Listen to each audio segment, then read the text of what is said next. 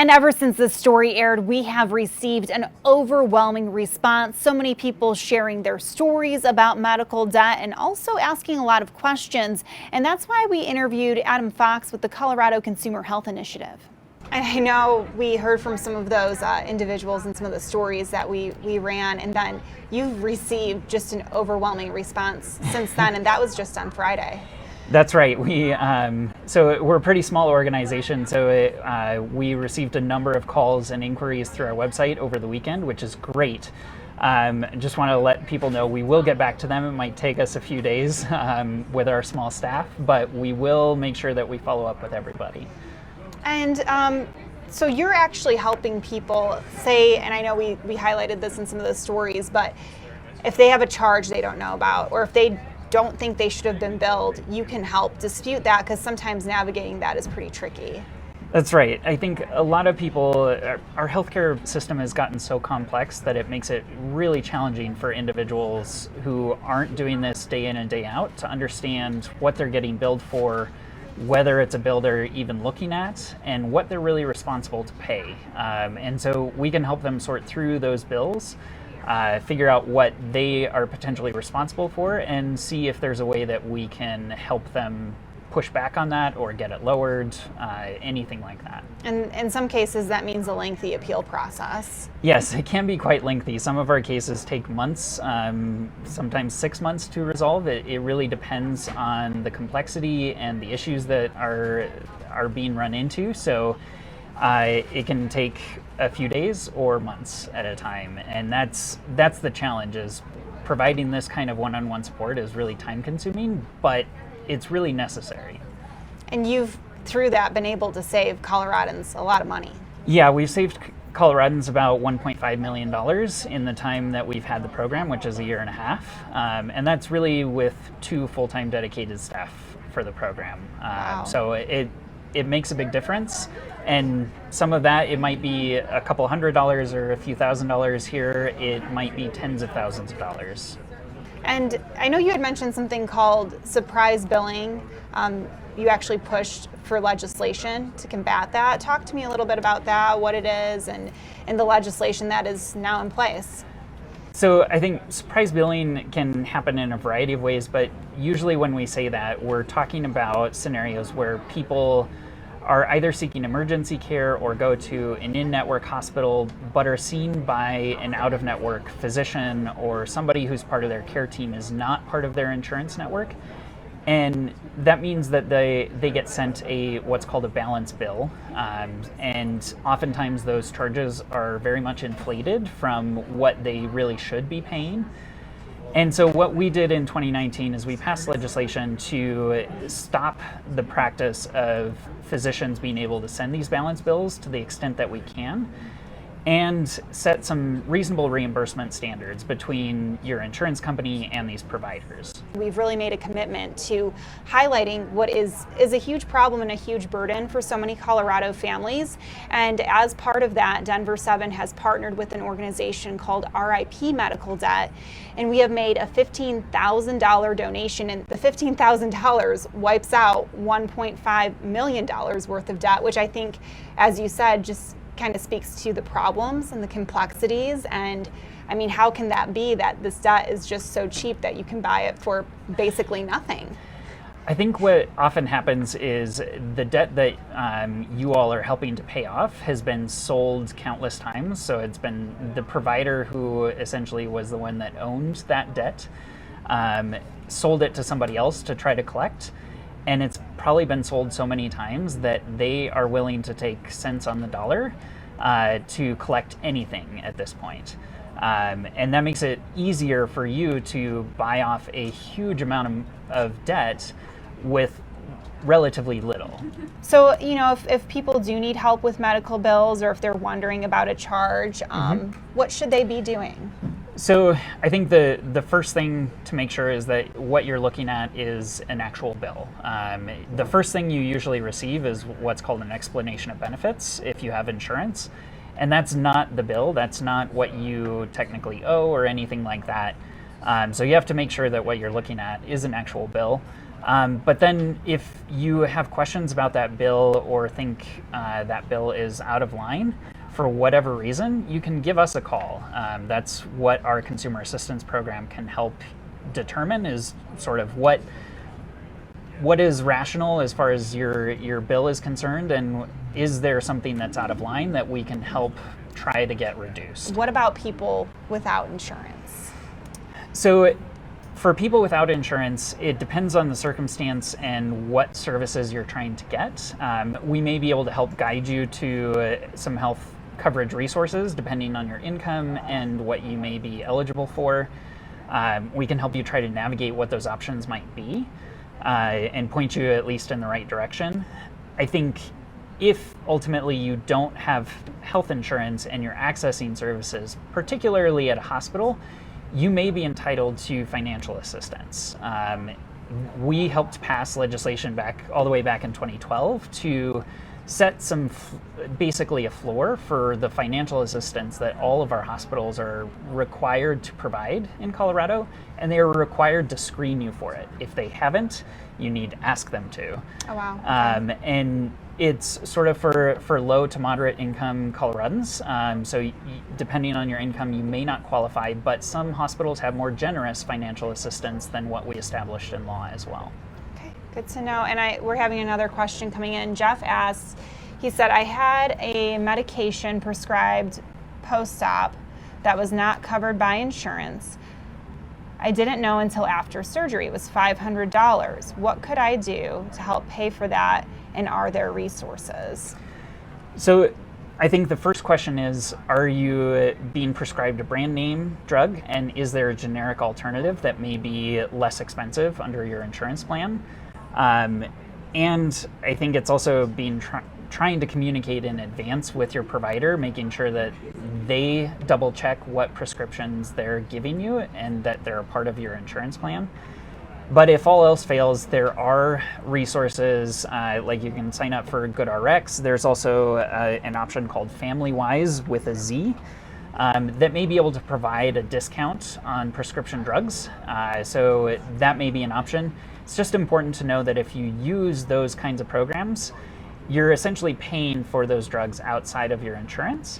So it doesn't count towards your deductible and out-of-pocket costs. And I think what I've learned and what I've kind of taken away interviewing you, talking with these other families, is some of those questions to maybe ask before anything is done, which sometimes you don't think, and you kind of shouldn't have to think about it, especially if you're having a medical emergency. It's already a stressful time, but there are some things that people probably need to ask in advance. Yeah, I think doing as much in advance of receiving medical treatment is important. So asking as many questions as you can.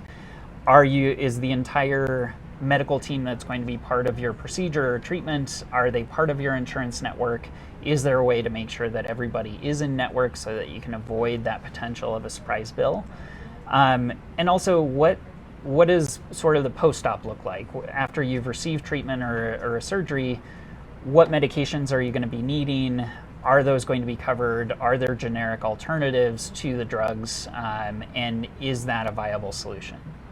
And kind of going forward, I mean, this is such a complex issue. There's so many different facets. How do we begin to maybe make some progress and get some relief? I know if we had the answer to that, right? But I mean, I know you're working on things legislatively. I mean, what are some things that you're trying to do or some maybe potential avenues to provide, some relief?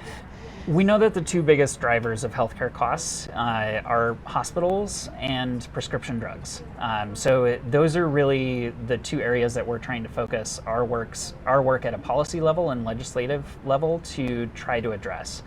We know that Colorado hospitals have the second highest profit margin in the state. Oh, wow. Or in the country, rather. So we know that they're taking in a lot more money than they really probably need to, and that's coming off of the backs of consumers. So we're looking at ways to try to set some more reasonable reimbursements with our hospitals through the state coverage option that could be used as a foundation to set sort of some better standards for cost. And I know emergency rooms seem to be a big driver of some of these costs. I mean, the costs when you walk into an ER. It's just so expensive. I think one of the biggest things that we have seen lately is just really inflated what are called facility charges or facility fees. And those are fees that hospitals essentially use to supposedly maintain their facilities, cover having 24-hour emergency care, all of those things. But in many cases, we're seeing facility fees that are way out of line with the norm. And it's hard to push back on those, but there is some data in the state to show sort of what the average facility fees should be. And that can be a way to start pushing back against those. And you had mentioned financial assistance. Talk to us a little bit more about that and what are those resources and what should people be doing? Sure. So the law that we established in Colorado essentially says that hospitals have to screen individuals who are low to moderate income, essentially below 250% of the federal poverty level. It's about $3,500 a month for 2 people. It's about $5,300 a month for a family of 4. If you're below that level, you may qualify for hospital financial assistance.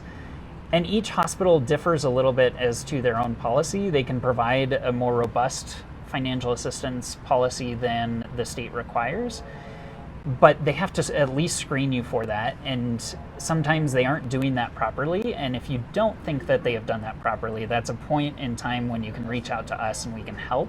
So many people say, well, I'm not going to go to the doctor because I don't want to get a bill. And they put off whatever they're putting off. The situation could get worse, probably end up costing them more money in the long run, but I'm sure you're seeing that happen all the time. Or I know I've even questioned, oh, do I really want to go to the doctor? Like I don't know, it's probably going to be okay. And I think, your care is really put in jeopardy when you have to make those kinds of decisions, and families are being forced to make those kinds of decisions. Definitely, and I think especially as we've seen the number of Coloradans with high deductible health plans or higher deductible health plans, there's a much larger trend, I think, of Coloradans trying to put off care that may be necessary and may be lower cost now than it will be if they put it off. Healthcare is supposed to keep you healthy, and right. And that's not keeping people healthy if they're putting off treatment.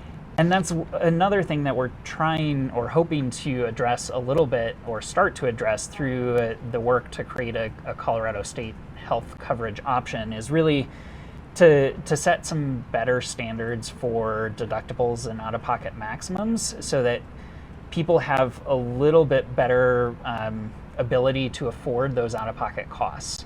I don't think that that's going to happen overnight necessarily, but at least start reining in some of those plan standards that really put families at risk, because we're trying to make sure that healthcare costs don't cause financial insecurity. And then I know Jeff was asking, if you get a surprise medical bill from someone out of network on your surgical team, how can you be sure this doesn't happen? And I think that's something that people didn't even know could happen, is that, you go to the hospital, you're like, yeah, they're in network, this is like pre-authorized, and then like the surgeon or someone on that team is not in network, and then you get a bill. Right. It doesn't really make sense if you go to an in-network hospital. Why would somebody who's operating in that hospital not be part of your insurance network as well?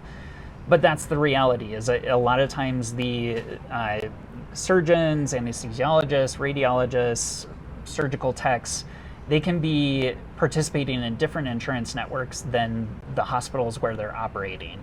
And so the law that we passed that went into effect this January will protect individuals from receiving those surprise medical bills.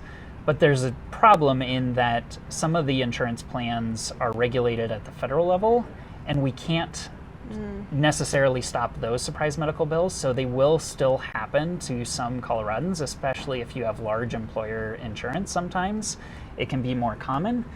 So again, that's where doing as much up front to try to make sure your entire surgical team or whoever is providing treatment is in your insurance network is important. So just trying to, again, ask those questions to prevent that as much as you can. Yes, whenever possible, do as much as you can up front. Rose says, I'm going to be garnished from my hospital bills. how can you help me? My income is very low. So I think the challenge is often if your wages are getting garnished, it means that you've already been sent to collections, which makes it hard to address and hard to sort of unwind the medical bills. But it's still worth giving us a call, because sometimes the companies that are trying to collect on these medical debt, they don't do it properly. And if they don't, it means that they can't collect the debt from you. So we can help you know what your rights are and see whether they did things by the book or not. And if they haven't, then there might be an opportunity to push back. We also have connections with a few attorneys that work in this area that we can potentially guide you to. But in Rose's situation, I think, especially for people who are low income, this is where sort of the hospital financial assistance or charity care can be really important. All hospitals have to provide some level of financial assistance, and many of them are not doing what they need to screen people appropriately. And let's remind people how to get in touch with you, what resources you have available, and what they should do if they have any questions about a medical bill. Certainly. So you can reach out to the Colorado Consumer Health Initiative. You can call us at 303-839-1261. Again, that's 303-839-1261. We have a small team that does this sort of one-on-one support. So if they can't field your call right then, they will get back to you, I promise. You can also reach out through our website at cohealthinitiative.org, cohealthinitiative.org. And I think if you're interested in trying to make a bigger change at the policy and legislative level, we work a lot with individuals who are trying to be more involved in the legislative and policy process. And we have our Healthcare Day of Action coming up next week on February 20th, and we'd love to walk you through what the legislative process looks like, what the bills are that we're really focusing on, and how they can help you. Really pushing toward some of those solutions. Exactly. Trying to address, especially, again, hospital costs and prescription drug costs. And if you have additional questions, we have an entire section dedicated on our website. Just look for Contact 7 Gives Medical Debt Rescue. That's also where you can reach out to me directly and share some of your stories. Liz Gelardi, Denver 7.